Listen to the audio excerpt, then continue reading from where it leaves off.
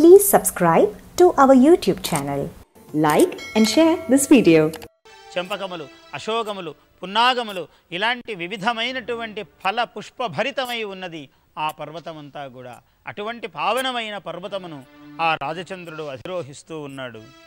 ఏమిటయ్యా అంటే ఆత్మ, పరమాత్మ అన్నాడు. జీవాత్మ జీవుడు, పరమాత్మ అంటే పరమాత్మ. ఈ ఇద్దరూ ఒకటే, భేదము లేదు. జీవో దేవ సనాతనః, ఇది అద్వైతం అన్నాడు మహానుభావుడు ఒక ఆయన. దాన్ని అద్వైత తత్వాన్ని అంతకు ముందే ఉన్నదాన్ని ప్రపంచించాడు ఆచార్య శంకరులు.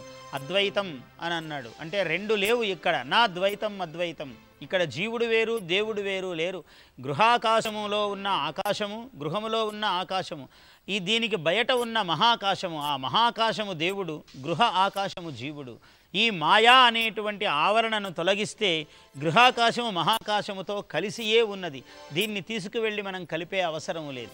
అలాగే ఈ మాయా అజ్ఞానము అనేటువంటి ఈ శరీర ఆవరణ తొలగగానే అఖండ సచ్చిదానంద స్వరూపమైన ఆ పరమేశ్వరుని యొక్క తత్వములో ఈ ఆత్మ లీనమవుతూనే ఉన్నది ఆ పరమాత్మలో అన్నాడు. ఇలా అద్వైతం అన్నాడు. లేదయ్యా అద్వైతం నిజమే, కానీ ఈషద్ విశిష్టం అద్వైతం అన్నాడు. దాన్ని విశిష్ట అద్వైతం అన్నారు. కొంచెము భేదం ఉన్నది, అద్వైతమే, రెండూ ఒకటే, కానీ ఈషద్ భేదం ఉన్నది అన్నాడు ఒక మహానుభావుడు రామానుజాచార్యుడు. అందువల్ల ఇది విశిష్ట అద్వైతం అన్నాడు. ఇంకొక ఆయన మహాత్ముడు జాతిలో పుట్టి ఆ మహనీయుడు ఈ ఇద్దరు చెప్పిన దాని మీద ఇంకొక భావన చెప్పాడు. అయ్యా, జీవుడు జీవుడే, దేవుడు దేవుడే, ఎప్పుడు ఆయన సమీపములో ఉంటాడు తప్ప ఆయన పుణ్య సందర్శనములో ఇతడు పావనుడవుతాడు తప్ప ఈతడు అతడు కాడెప్పుడు ద్వైతం అన్నాడు. కాబట్టి జీవుడు జీవుడే, దేవుడు దేవుడే అన్నాడు. ఇలా ద్వైతం. కాబట్టి జీవేశ్వరుల యొక్క ఐక్యాన్ని బోధించేటువంటిదే సకల వాంగ్మయ ప్రపంచము కూడా.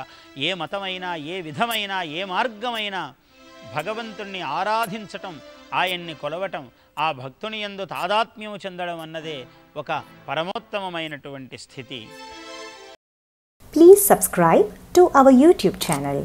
Like and share this video.